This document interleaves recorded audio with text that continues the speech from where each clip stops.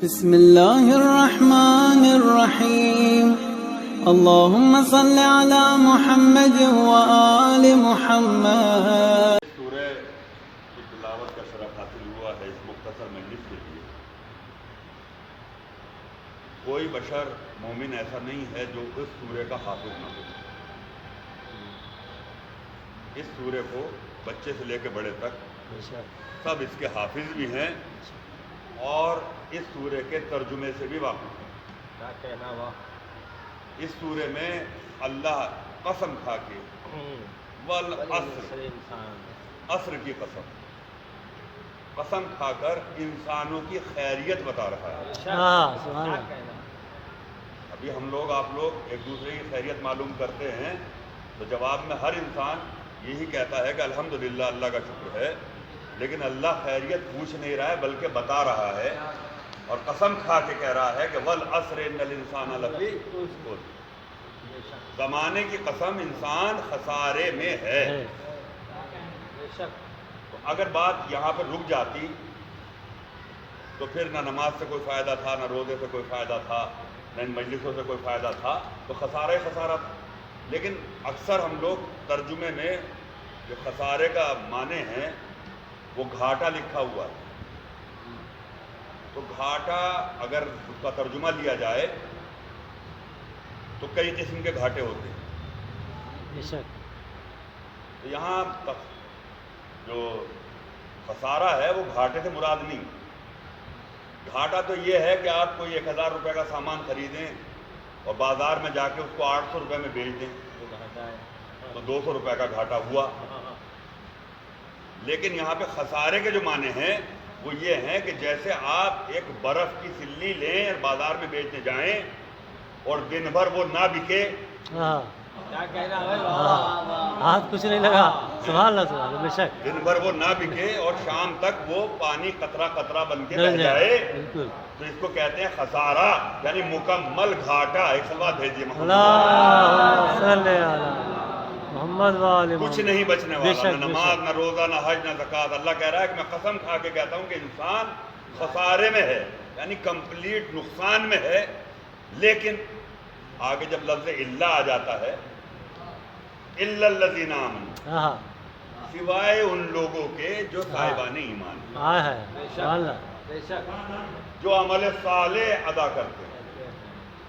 وتواصوا بالحق وتواصوا بالصبر، جو حق پر ہیں بھی اور حق کی تلقین بھی کرتے ہیں. خالی یہ نہیں کہ آپ حق پہ ہر گھر میں بیٹھ جائیں، حق کی تلقین بھی کرتے ہوں، صابر بھی ہوں اور صبر کرنے کی تلقین بھی کرتے ہوں. سلوات بھیجیے محمد رسول اللہم صلی علی محمد. اب آپ کامیاب ہوں گے. اب یہ جو سب سے پہلا لفظ الا الذین آمنوا، اب یہ آمنو سے کیا مراد ہے؟ صاحبان ایمان کون لوگ ہیں؟ تو اب صاحبان ایمان کو اگر دیکھا جائے تو ہم نے دیکھا کہ خندق میں لسان اللہ، سبحان اللہ، اللہ کا محبوب ترین بندہ سید المرسلین رحمت للعالمین یہ اعلان کر رہا ہے کہ آج کل کفر کے مقابلے میں سبحان اللہ سبحان اللہ سبحان اللہ سبحان اللہ سبحان اللہ. تو اب ایمان سے مراد کل کا کل ایمان کہاں پر ہے؟ کہا کہ ذات امیر المومنین میں. تو صاحبان ایمان کون ہوئے؟ جو ذات امیر المومنین سے وابستہ ہیں، ان کے دامن سے متمسک ہیں، تو وہ صاحبان ایمان ہوئے. اب یہ عمل صالح کرنے والے کون لوگ ہیں؟ جن کو صالحین بندوں سے محبت ہو. اب جس بارگاہ میں آپ بیٹھے ہیں تو صالحین بندوں کا اگر ذکر کیا جائے تو جس بارگاہ میں آپ بیٹھے ہیں ان کی اگر آپ زیارت پڑھیں، السلام علیکم یا عبد الصالح، اللہ کے صالح بندے تم پر. سبحان اللہ سبحان اللہ سبحان اللہ. ایمان ہے جو بیٹا صالحین میں شامل ہے. بے شک. بات بھیجیے محمد. اللہم صلی علی محمد والے محمد. نماز بھی نہیں ہے جب تک صالحین پہ صلوات نہ بھیج دی جائے، سلام نہ بھیجا جائے. آپ کو نماز بھی نہیں ہے، محمد کچھ بھی کر لیجیے آپ. سبحان اللہ. بے شک. محمد آل محمد پر درود. صلی علی محمد والے سبحان اللہ. اب یہ دیکھیے کامیابی صاحبان ایمان کون؟ علی والے. صالحین کون؟ جو علی والوں سے محبت کرتے ہیں. ہاں یہی تو ہے. بے شک. اب اس کے بعد آیا جو حق پر ہیں. اب حق کیا ہے؟ تو وہی اللہ کا رسول یہ اعلان کرتا ہوا نظر آ رہا ہے علی مع الحق و حق مع علی، بے شک حق سبحان علی کے اللہ ساتھ علی حق کے ساتھ اور سبحان علی اللہ۔ حق کے ساتھ۔ خالی بات یہاں پہ ختم نہیں ہوئی، بلکہ اللہ یہ اعلان کر رہا ہے کہ پروردگار حق کو ادھر ادھر موڑ دے جدھر سبحان اللہ سبحان اللہ سبحان اللہ۔ اب لوگ ہم سے کہتے ہیں کہ صاحب آپ حضرت علی کو نبیوں سے افضل کہہ دیتے ہیں، ارے ہماری کوئی اوقات ہی نہیں کہ ہم بڑھا دیں یا گھٹا دیں۔ گھٹا دے بے شک سبحان اللہ۔ آپ نبیوں کی ہسٹری دیکھیے، قرآن مجید پڑھیے، بے شک۔ نبی وہ ہے جو پہلے دنیا میں آنے کے بعد حق کو تلاش کرتا ہے، بے پھر حق شک۔ کے پیچھے چلتا ہے۔ بے شک بے شک نبی بے وہ شک۔ جو پہلے حق کو تلاش کرتا ہے بے پھر شک۔ حق کے پیچھے چلتا ہے، اس کو کہتے ہیں نبی۔ اور علی وہ ہے جس کو حق تلاش کرتا ہے، اس کے پیچھے چلتا ہے۔ واہ واہ واہ سبحان اللہ سبحان اللہ سبحان اللہ۔ اللہم صلی علی اللہم صلی علی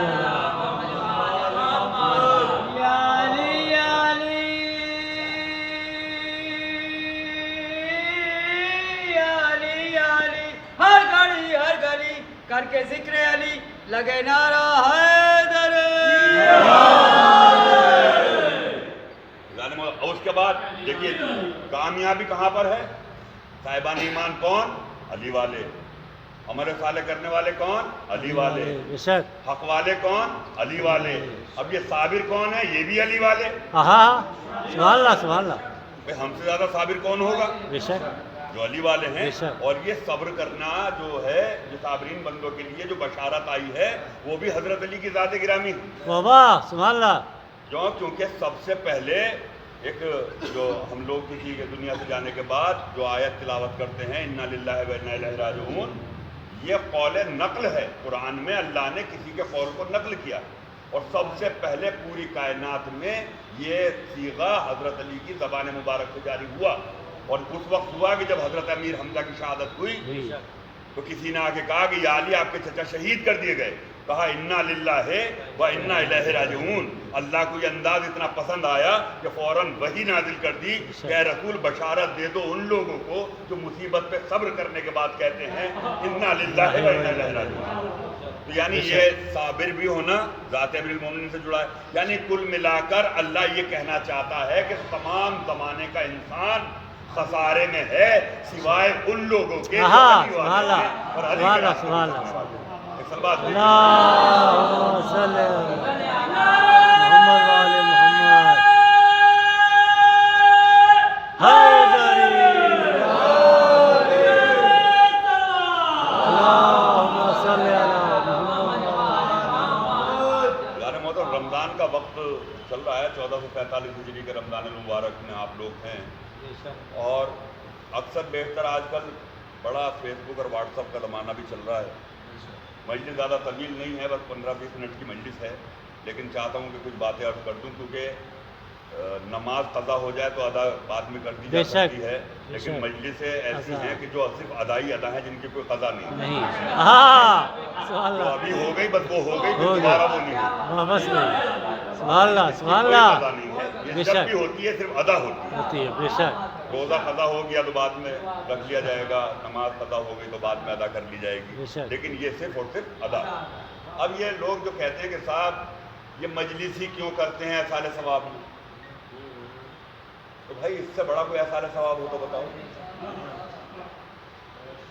بے شک بے شک۔ نماز جماعت قائم کر دی جائے احصال ثواب میں، بے شک ٹھیک ہے، نماز جماعت سے بھی ثواب پہنچ سکتا ہے، لیکن وہ نماز پڑھی کون سی جائے گی؟ نماز جماعت تو ہو جائے گی، لیکن وہ نماز ہوگی کون سی جو احساس کری جائے؟ بھائی نماز کا معاملہ یہ ہے کہ جیسے قانون اسلام قانون ہے، ابھی ہندوستان میں آپ رہتے ہیں تو یہاں پہ ہر وبھاگ کے الگ الگ قوانین ہیں۔ آپ ٹریفک پولیس سے کے سامنے نکل رہے ہیں تو آپ کو ہیلمٹ لگانا ہوگا، کاغذات آپ نے ڈرائیونگ لائسنس بھی ہو، گاڑی کی NOC بھی ہو، یہ بھی ہو وہ بھی ہو۔ تو جب آپ اتنے ساری سہولت کے ساتھ نکلتے ہیں بازار میں اور ٹریفک پولیس آپ کو روکتا نہیں ہے کہ بھائی اس کے پاس سب چیز درست ہے، تو بتائیے مجھے کبھی کسی ٹریفک پولیس والے نے کسی کو اس بات کا انعام دیا کہ آپ ہیلمٹ لگا کے چلتے ہیں، آپ کے کاغذ بھی سارے صحیح ہیں، آپ کی گاڑی بھی اوکے ہے؟ نہیں نا۔ لیکن اگر کوئی چیز کم رہ جاتی ہے تو وہ سزا ضرور دیتا ہے، چالان کاٹ دیتا ہے۔ ایسے ہی نماز روزہ وغیرہ یہ قانون اسلام میں ہے، इसका अवार्ड तो कुछ नहीं है, लेकिन अगर तर्क किया तो सजा है। بے شک तो कानून इस्लाम में आने के बाद अब अवार्ड क्या है? अवार्ड जो है इससे अलग हटके है। अब कभी भी आप देखिएगा जो जितने अवार्ड ये पद्मश्री और विभूषण ये मिलते हैं, ये कानून के पालन करने वालों को नहीं मिलते हैं, बल्कि जिस मुल्क में आप रह रहे हैं उसकी मोहब्बत में करने वाले काम में بے شک अवार्ड بے दिए شک जाते हैं। بے شک بے شک بے شک समझ रहे हैं? तो इसलिए नमाज रोजा वगैरह कानून इस्लाम है, इनको अदा करिए। अगर तर्क किया तो सजा मिलेगी। अवार्ड अगर आप चाहते हैं तो जो इस्लाम है सुभान उससे अल्लाह। मोहब्बत में जो काम आपने किए سبحان اللہ سبحان اللہ سبحان उसका अवार्ड मिलेगा। अब इस्लाम क्या है? कुल्ले ईमान ज़ात अमीरुल मोमिनीन है, यानी कुल का कुल इस्लाम मोहम्मद और आले मोहम्मद के अंदर मौजूद है। बस जो इनसे मोहब्बत करेगा अल्लाह उसको अवार्ड देगा। اللہ سبحان اللہ बात है जी मोहम्मद اللہم صلی علی محمد وآل محمد۔ तो अब ये मजलिसें इनका सवाब क्यों इतना ज़्यादा है? इसलिए असाल सवाब के लिए मजलिसें कायम की जाती हैं। और हम लोगों का तो कोई वक्त ऐसा नहीं, खुशी है घर में तो मजलिस, गम है घर में तो मजलिस, कोई मन्नत मानी तो मजलिस, क्योंकि हम लोगों का मकसद ही मजलिस है। بے شک और इस بے मजलिस شک के लिए سبحان اللہ रसूल अकरम की एक हदीस भी मौजूद है कि ज़य्यना मजालिसकुम बिज़िक्र अली इब्न अबी तालिब, अपनी मजलिसों को अली के जिक्र से जीनत दो। उन मजलिसों पे लानत है जिसमें अली का जिक्र نہ ना हो। ہو سبحان اللہ سبحان اللہ بے वो شک मजलिसें ही नहीं हैं जिसमें अली का जिक्र ना हो। نہ ہو بے شک بے شک रसूल की हदीस के खिलाफ अमल, कुरान के खिलाफ अमल, तो कुरान के खिलाफ अमल तो फिर इस्लाम के खिलाफ हो गया। यानी चाहे जुमे का खुतबा हो سبحان اللہ سبحان اللہ या चार लोग बैठ के कहीं गुफ्तगू कर रहे हों, मजलिस से मुराद यही नहीं कि आप अज़ा खाने में आके मजलिस करें। जहाँ चार लोग गुफ्तगू कर रहे हैं, अगर वहाँ एक बात भी हज़रत अली से मुताल्लिक़ नहीं हुई بے شک तो वो बेकार हो जाएगी। बेकार हो अपनी मजलिसों को, यानी जहाँ पे भी चंद लोग इकट्ठा होकर गुफ्तगू कर रहे हों, वहाँ ज़िक्र अली होना जरूरी है। ये इतना ज़िक्र अली की बात क्यों है, इतना जोर क्यों दिया गया? ये सवाल इमाम सादिक अलैहिस्सलाम के सामने اللہم صلی علی محمد وآل محمد۔ और साहिल ने आके सवाल किया। देखिए दो सवाल हैं, बस वो मजलिस का मेरा जुज़ है और इंशाअल्लाह वहीं पर खत्म हो जाएगी। पहला सवाल साहिल ने किया कि मौला ये बताइए कि हज़रत अली अलैहिस्सलाम के ज़िक्र का जो जोर दिया है उसकी वजह क्या है कि इतना उनका जिक्र किया जाए, उनका जिक्र इबादत क्यों, कितना सवाब है हज़रत अली के जिक्र? तो इमाम फरमा रहे हैं, आप देखिए मैंने जो सूरा पढ़ा उसमें अल्लाह ने कसम खाई, वल अस्र, अल्लाह को कसम खाने की जरूरत क्यों? क्या? पहली बात तो ये, بے شک लेकिन अल्लाह ने खाई। जैतून की भी कसम है, मिट्टी की भी कसम है, चांद सितारों की कस्में खाई हैं, घोड़ों के टापों की कस्में अल्लाह ने खाई हैं। तो ये कस्में हैं। कसम का मतलब ये है कि किसी बात को हतमन मनवाने के लिए अल्लाह ने कसम खाई। بے شک بے شک तो जब मासूम भी, क्योंकि अल्लाह के बंदे हैं और मजहर परवरदिगार हैं जो मासूम हैं, तो उन्होंने भी जब हतमन कोई बात, यानी कि बिल्कुल इधर उधर जाने की ज़रूरत नहीं, तो मासूम भी कसम खा के बात करते हैं। तो जब इमाम से सवाल किया गया तो इमाम ने कसम खा के कहा, मैं सादिक उस अल्लाह की कसम खाता हूँ जिसने दाने में शिगाफ पैदा किया। ہاں क्या कहना और खाली एक बार नहीं, इमाम ने 3 बार कसम खाई। और 3 बार कसम खाने के बाद इमाम फरमाते हैं कि मैं सादिक अपनी ज़बान से, आपकी हमारी गुनहगार ज़बान नहीं, मासूम की ज़बान, मैं अपनी ज़बान से 16,000 मरतबा कुरान मजीद की तिलावत करूं बिस्मिल्लाह से वन्नास तक। कितनी मरतबा? 16,000 मरतबा कुरान मजीद की तिलावत करूं और उसका सवाब एक पढ़ने में रख दिया जाए, और मैं जद अपने अमीरुल मोमिनीन हजरत अली का एक बार नाम लूं, ہاں ہاں ہاں سبحان اللہ एक बार नाम लूं और उसका सवाब पढ़ने में रखा जाए, तो 16,000 कुरान जो मेरी ज़बान से पढ़े हैं उसके बराबर सवाब होगा। तो आप सोचिए कि मजलिसों में कितना जिक्र अली होता है, तो कितने हज़ार लाखों करोड़ों कुरान के फरिश्ता भी कासिफ हो जाए अली अली करने वालों का, उस जिक्र का जो सवाब है, और वो सवाब एहसान हो जाता है मरहूमीन के लिए। और वो उसको खाली मरहूमीन के लिए नहीं, जो बल्कि हयात हैं उन पर भी रहमत, जो चले गए हैं उन पर भी रहमत, जो आने वाले हैं उन पर भी रहमत। क्या कहना बेशक सलवात भेजिए मोहम्मद। اللہم صلی علی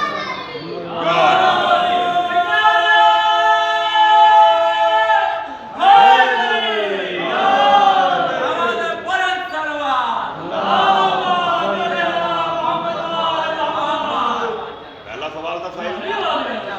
اب دوسرا جو سوال ہے وہ آج بھی لوگ پوچھتے رہتے ہیں ایک دوسرے سے. رمضان المبارک کا مہینہ ہے, چاروں کتابیں اسی مہینے میں نازل ہوئی, توریت بھی, زبور بھی, انجیل بھی اور قرآن. اس میں سب سے افضل کتاب قرآن.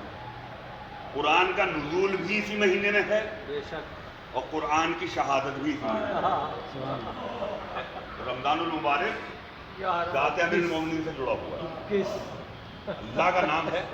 اب امام سے سوال کیا گیا کہ مولا یہ بتائیے, یہ بڑا عجیب سوال ہے, کہ کیا حضرت علی علیہ السلام کو یہ معلوم تھا کہ 19 رمضان کی صبح مسجد کوفہ میں ان کو ضرب لگے گی؟ دیکھیے یہ سوال ایسا ہے کہ آج بھی لوگ ہم سے پوچھتے ہیں کہ صاحب امام حسین کو معلوم تھا کہ کربلا میں شہید ہو جائیں گے تو گئے کیوں؟ یہ سوال آج کا نہیں ہے بلکہ امام کے زمانے میں یہ سوال اٹھ چکا ہے. اب امام اگر اس کا جواب نہ دے تو ہمارے پاس تو کوئی جواب نہیں تھا. پوچھا گیا کہ 19 رمضان کی صبح مسجد کوفہ میں ضرب لگے گی, کیا یہ حضرت علی کو معلوم تھا یا نہیں؟ امام صادق فرماتے ہیں کہ بے شک میرے جد کو معلوم تھا. معلوم نہ ہوتا اٹھاتے کیوں؟ معلوم تھا. اب سوال اگلا آیا کہ اگر معلوم تھا تو گئے کیوں؟ دیکھیے سوال ہے نا, اگر معلوم تھا کہ مسجد میں جا کے شہید ہو جائیں گے تو پھر کیوں گئے؟ اب جو امام نے جواب دیا ہے وہ سنیے. امام نے فرمایا کہ ہم محمد اور آل محمد, اللہ نے ہمارے اوپر وہ کرم کیا ہے کہ ہم کو یہ اختیار دیا ہے کہ ہم اپنی موت کا وقت, دن, تاریخ, سن خود معین کرتے ہیں. بے شک بے شک بے شک. کیا اختیار ہے کہ موت کا وقت بھی, دن بھی, جگہ بھی, تاریخ بھی, سن بھی ہم خود معین کرتے ہیں کہ کب ہم کو اللہ کے پاس جانا ہے. اور اسی لیے اللہ کی طرف سے ایک فرشتہ ہر معصوم کے پاس آتا ہے اور دو چیزیں لے کے آتا ہے. اے حبیب, اللہ کے پاس آیا, اے حبیب یا تو قیامت تک کی زندگی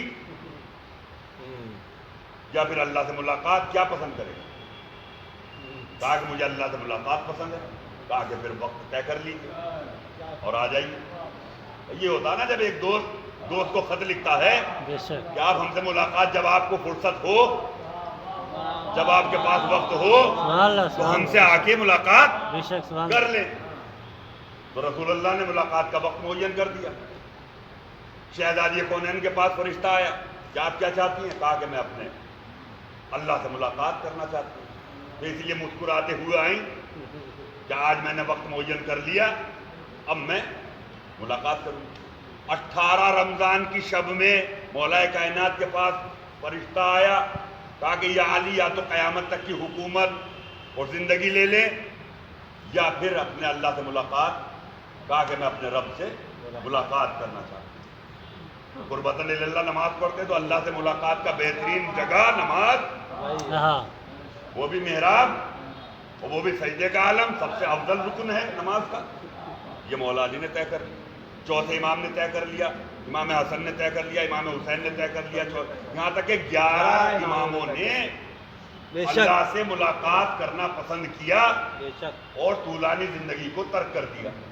لیکن جب ہمارے اور آپ کے 12ویں امام آئے,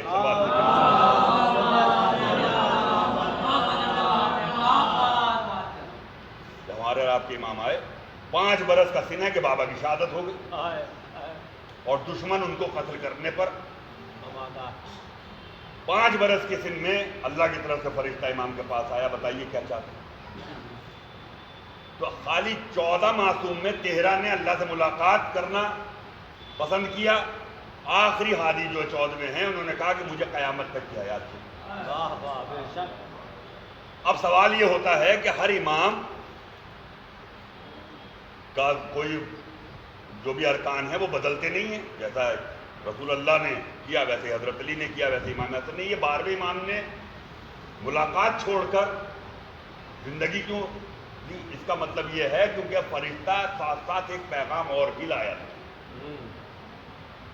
کہا کہ آپ کے اجداد نے اللہ سے ملاقات کو ترجیح دی، اس کی وجہ سے اللہ نے آپ پر یہ کرم کیا ہے کیا کہنا کہ آپ ہر شب اللہ سے ملاقات بھی کریں ہاں اور قیامت تک کی حیات بھی لے لیں۔ ہاں سبحان اللہ کیا کہنا کیا کہنا تو اب ہمارے امام ہر شب اللہ سے ملاقات بھی کرتے ہیں، یعنی امام زمانہ کی ہر شب شب معراج ہے اور قیامت تک کی زندگی بھی ہے۔ اب لوگ کہتے ہیں کہ صاحب ایسا کیسے ہو سکتا ہے؟ اب دیکھیے، اب میں آپ کو مثال کے طور پر سمجھا دوں۔ امام حسین علیہ السلام 22 رجب کو حاکم وقت شام مر گیا،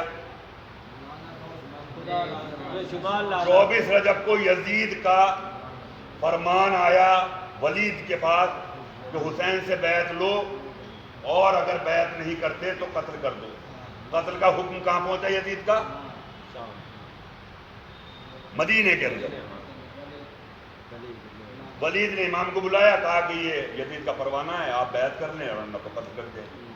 امام نے اس پروانے کو پھاڑ کے پھینکا، کہا کہ میں نے اپنا وقت معین کر رکھا ہے، یزید کی کوئی طاقت نہیں کہ مدینے میں اس کو قتل کر۔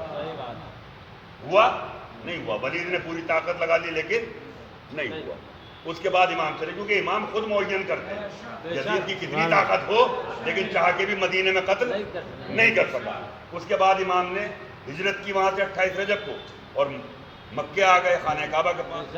اب جب حج کا وقت آیا تو وہاں پہ یزید کا حکم پہنچا کہ حرم خدا میں حسین کو قتل کر دو۔ تو 40 حاجی جن کے احرام میں خنجر چھپے ہوئے تھے پہنچے، امام حسین کو پتا چلا کہ کس کی مجال جو حسین کو یہاں قتل کر دے۔ حج کو عمرے میں حسین نے اپنا وقت معین کر لیا ہے، اپنا تاریخ معین کر لی ہے، سن معین کر لیا ہے۔ اس کے بعد چلے تو جب امام جانے لگے تو حاجی کہہ رہے ہیں اے حسین حج افضل ہے ہجرت سے، ہجرت نہ کریے حج کریے۔ اب یہ اللہ کا معجزہ ہے کیا کہنا کہ خانہ کعبہ کی دیوار سے آواز آئی حسین شہادت مبارک، شہادت افضل ہے اس وقت حج کرنے سے۔ سبحان اللہ سلوات بھیجی محمد۔ اللہم صلی کیا کہنا محمد وعلی حج کو عمرے سے حج کو عمرے سے خانہ کعبہ کی دیوار سے آواز آ رہی ہے شہادت افضل ہے ہجرت سے، حج کرنے سے، آپ ہجرت کریں۔ امام نے ہجرت کی، حر نے راستہ روکا، 2 محرم کو کربلا پہنچ گئے، 4 محرم کو شمر کا لشکر آیا۔ کیا آپ مجھے بتائیے، تاریخ آپ لوگوں نے سنی بھی ہے پڑھی بھی ہوگی کہ 4 محرم کو جنگ کا پورا انتظام ہو چکا تھا کہ نہیں؟ کہ دریا کے کنارے امام حسین کے خیام ہٹائے جا رہے ہوں، وہ بھی حضرت عباس کی موجودگی میں، جن ہاتھوں سے غازی نے خیمے نصب کیے تھے، ان ہاتھوں سے خیمے کو ہٹانا۔ اور جب یزیدی فوج نے کہا کہ ہٹائیے تو غیظ میں آ گئے، اور امام حسین حضرت عباس کو کربلا تک کے لیے روکتے ہوئے آئے، جہاں جہاں بھی تلوار نکلی کہا کہ نہیں بھیا عباس یہاں نہیں۔ سب سے پہلے حضرت عباس کی تلوار امام حسن کی شہادت پہ نکلی، اور شہادت پہ اس وقت نکلی کہ جب جناب ام فروا اپنے بیٹے 2 برس کے قاسم سے یہ کہہ رہی ہیں کہ اے قاسم میرے لال، اگر تم جوان ہوتے تو کس میں ہمت تھی کہ تمہارے بابا کے جنازے پہ تیر آ جائے۔ اور یہ علی کا بیٹا عباس سن رہا تھا اور تھر تھرا کے کانپتے ہوئے تلوار نکال کے آئے، کہا کہ مولا اجازت دیجئے ورنہ میں برداشت سے باہر ہو گئی۔ تو بس کندھے پہ ہاتھ امام حسین نے رکھا، بھیا عباس تمہارا جہاد کربلا میں۔ ولید کے دربار میں موقع آیا، کہا کہ یہاں نہیں کربلا۔ خانہ کعبہ پہ مقام آیا، کہا کہ یہاں نہیں کربلا۔ اب مجھے بتائیے 4 محرم کو امام حسین کربلا میں حضرت عباس کو کیسے روکے؟ کوئی صورتحال نہیں ہے نا۔ امام خیمے میں آئے، اور جملے آپ سن لیجئے، تاریخی جملے ہیں۔ امام نے جناب زینب سے کہا جو شریکۃ الحسین ہیں، اے بہن زینب، غروب ہوا آفتاب کو واپس پلٹانا میرے بابا کا معجزہ تھا، اس وقت عباس کو خیمے میں بلانا تمہارا معجزہ ہوگا۔ آپ سوچیے کہ کربلا میں اگر زینب نہ ہوتی تو کیا قیامت ہوتی۔ بس ادھر جناب زینب نے فضا سے کہا کہ ذرا میرے شیر کو آواز دو، اور حضرت عباس خیمے میں آئے، دو زانو ہو کے بیٹھے۔ بس جناب زینب نے اتنا کہا کہ عباس تم جیسے شیروں کے لیے تلوار کوئی معنی نہیں رکھتی۔ بس سمجھ گئے کیونکہ عالم تھے، گلے ایمان کے بیٹے ہیں، بس تلوار کو اسی بار زانو پہ توڑ کے رکھ دیا۔ کہا کہ کیا حکم ہے شہزادی؟ کہا کہ اگر حسین چاہتے ہیں خیمے ہٹا لو تو خیمے ہٹا لو۔ ہٹا رہا ہے جری اپنے ہاتھ سے خیمے، سوال یہ ہے کہ زینب کا حکم ٹالے کون؟ اور جری کے ہاتھ تو دریا پہ ہو گئے ہیں قلم، حسین آپ کی گردن میں ہاتھ ڈالو۔ 4 محرم کو جہاد رکا کیونکہ امام حسین نے وقت معین کر لیا تھا۔ 9 محرم کی رات شب عاشور جنگ کی پوری تیاری ہو گئی تھی، لیکن امام نے عبادت، اور وہ بھی حضرت عباس کی زبان سے کہلوایا کہ ہم رات میں عبادت کرنا چاہتے ہیں۔ پسر ساز صبح کو جب پہلا تیر چلا رہا ہے، ادھر حضرت علی اکبر نے اذان دی اور امام نے کہا سن پسر ساز، میں نے اپنا وقت عصر کا وقت معین کیا ہے اور پوری طاقت یزید عصر سے پہلے حسین کو شہید نہیں کر سکتی۔ اور اس کے بعد جہاد ہوا ہے، عزیزان محترم، ایسا جہاد کہ انصار شہید ہو رہے ہیں، کبھی علی اکبر کا لاشا حسین نے اٹھایا، کبھی قاسم کا لاشا اٹھایا، کبھی اون محمد کے لاشے اٹھائے۔ اللہ اکبر۔ آپ دیکھ رہے ہیں رمضان ہے نا، روزے میں آپ بیٹھے ہیں، پانی کا احساس کرنے والے ہیں۔ ارے ٹھیک ہے امام حسین کی پیاس کو یاد کیا جاتا ہے، جب پانی پینا حسین کی پیاس کو یاد کرنا، لیکن رمضان میں حضرت عباس کی پیاس کو یاد کرنا، پانی سامنے ہو اور پانی نہ پیا جائے، پانی سامنے ہو، چلو میں بھر رہا ہو جری، مشکیزہ بھر رہا ہو جری، لیکن لبوں تک پانی نہ آئے۔ کہ رمضان المبارک میں حضرت عباس علیہ السلام کی پیاس کو یاد کرنا، اور اس کے بعد یہ 2 بازو اٹھائے امام حسین، کلیجے سے لگائے، حضرت عباس کو گلے سے لگایا، پھر اس کے بعد 6 ماہ کا بچہ جس کو پانی مانگنے کے لیے، آپ سوچ رہے ہیں مسائل سب سے بڑا کیا ہے؟ امام کہتے ہیں اے سید سجاد، جب وطن جانا تو ہمارے شیعوں کو میرا سلام کہنا اور ان سے کہنا کہ جب میں علی اصغر کے لیے پانی مانگ رہا تھا، اے میرے شیعوں تو مجھے بہت یاد آ رہا، اے چاہنے والوں تو مجھے بہت یاد آ رہے، خدا کسی ماں کی آغوش کو پورا نہ کرے، لیکن کربلا میں رباب کی آغوش پوری ہو۔ حضرت علی اصغر کی شہادت ہو گئی، اب امام حسین یک و تنہا ہے۔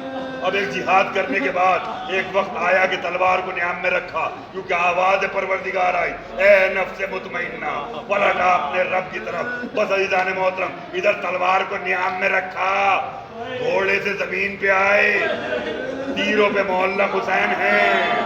بس یہ وقت عصر ہے، اس عصر کی قسم اللہ کھا کے کہہ رہا ہے، والعصر ان الانسان لفی خسر الا الذین آمنوا وعملوا الصالحات وتواصوا بالحق وتواصوا بالصبر۔ یہ حسین ہے، یہی حق ہے، یہی صالحین ہے، یہی ایمان ہے، یہی صابر ہے، یہی ہے۔ بس اس کے ساتھ جو ہوگا وہ کامیاب ہوگا۔ اور عزیزان محترم، امام حسین نے خود کو تیروں کے اوپر لیٹے ہوئے، آپ سب لوگ شریعت کا اتنا تو جانتے ہیں کہ اگر ہاتھ پیر کام نہیں کرتے تو اشاروں میں نماز پڑھ لی جاتی ہے۔ اگر امام حسین چاہتے تو عصر کی نماز تیروں پہ لیٹے لیٹے پڑھ سکتے تھے، لیکن دنیا کو معلوم نہ ہوتا کہ حسین عبادت کرتے ہوئے دنیا سے جا رہے تھے، اسی لیے سجدہ کرنا ضروری تھا، لوگوں پہ ظاہر کرنا ضروری تھا۔ اور تیروں کے اوپر لیٹا ہوا حسین یا علی کہہ کے جو ہتھیلیوں کو زمین پہ لے کے آئے تھے، تو جو سینے پہ لگے ہوئے تیر ہیں پسے پشت باہر نکلے۔ بھئی 7 چیزیں سجدے میں واجب ہے، پیشانی زمین پہ ہو، ہتھیلیاں زمین پہ ہو، گھٹنے زمین پہ ہو، پیروں کے انگوٹھے زمین پہ ہو۔ 7 اعضاء کو کیسے حسین زمین پر لائے؟ بس یہ لائے، پس گردن سے تیر نکل رہے ہیں، پیشانی کے تیر میں سے نکل رہے ہیں، سجدہ خالق میں سر رکھا، ادھر ایک ماں تڑپ کے آتی ہے ارے 1900 ایسا ارے چاک چاک پر ارے زینب نکل ارے حسین چکر زینب نکل ادھر شمر کا خنجر چل رہا ادھر ایک ماں پریشان ہے ایک آواز آتی ہے حسین کیا میں تمہاری مدد کروں کہا کہ نہیں نانا یہ حسین کا امتحان ہے پھر ایک آواز آتی ہے میں مدد کروں کہا نہیں بابا یہ حسین کا امتحان ہے پھر ایک آواز آتی ہے حسین میں مدد کروں کہا نہیں بھائی حسن یہ حسین کا امتحان ہے پھر ایک آواز آتی ہے حسین کیا میں بھی چلی جاؤں کہا نہیں اماں آپ نہ جائیے ماں کی محبت میں ہوتا ہے آغوش مادر میں سر رکھا شمر کا خنجر چلا بہن دیکھتی رہی زمین کربلا میں زلزلہ ایک آواز گونجی الا قتل الحسین کربلا الا قتل الحسین